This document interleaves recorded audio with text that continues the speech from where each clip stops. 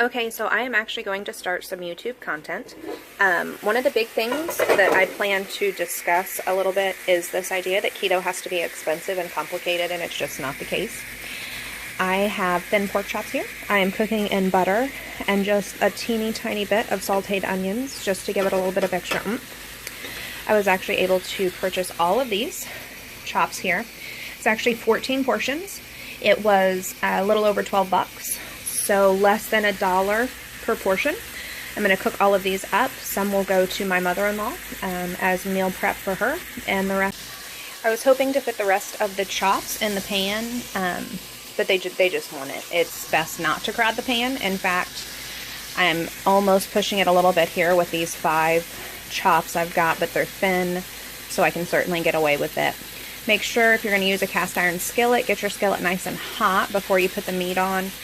You want it to be warm enough to melt whatever oil you're going to use. I actually use butter. Sometimes it's fun to use a combination of olive oil and butter. So we're ready. When using a cast iron skillet, remember that it retains its heat for a long time. I actually lowered the temperature prior to finishing the last round of chops, so I actually had an opportunity for it to cool off just a little bit. We've added some extra butter to start our little sauce here. You want to get all those nice little bits in the sauce. So you want to get all those little pork chop bits, and then we also want to get all those little onions going. I did add about another tablespoon of butter to that. And then we're going to throw some cream on here.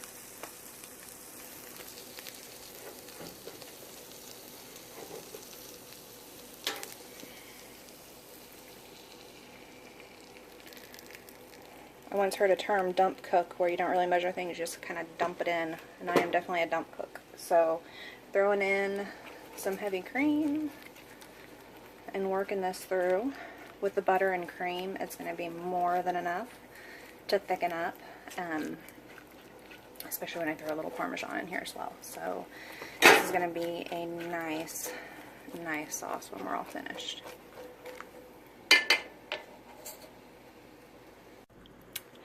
So I started with all my yummy bits on the cast iron skillet and a little bit of extra butter to get it working, then some heavy cream, and now finally I'm adding some Parmesan here, giving it a good stir. Again, remember your cast iron skillet's going to retain heat for a long time, so be sure and turn it down when you start adding things like cheese and cream, and then give it a minute. Let it dissipate some heat and actually come back down a little bit. So obviously what I used to sear the pork chops, the temperature, it's dropped down quite a bit now. I actually lowered it towards the end of that last set of chops. Again, knowing that it takes a while for the temperature to actually drop on the skillet itself. So that's like one of the beauties and then sometimes the curses of cast iron skillets. So what I'm doing now is I'm just putting my pork chops back in this Parmesan garlic sauce that I've created, and we're going to let it just kind of work its magic a little bit. So okay, so I've got all my pork chops back in my pan here with my kind of keto gravy made with just the pan drippings, butter, heavy cream, and Parmesan. Again, your cast iron skillet's going to hold that heat, so I'm going to drop the lid back on it. I'm going to turn this guy off, and I'm just going to let these kind of work with that gravy for a little bit. I'm hoping to tenderize them just a little bit and again incorporate some of that flavor. So we'll see what we get. Okay, so while you're letting your protein and sauce kind of work together, it's important to keep the lid on your cast iron skillet. You want to hold all that heat in. So we're going to pull it off now. And yeah, there's our nice delicious chops and a little gravy. And again, gonna send some of these over to my mother-in-law. Actually gonna take them over to her, and then some for me as well. So not bad for a meal prep Wednesday for sure.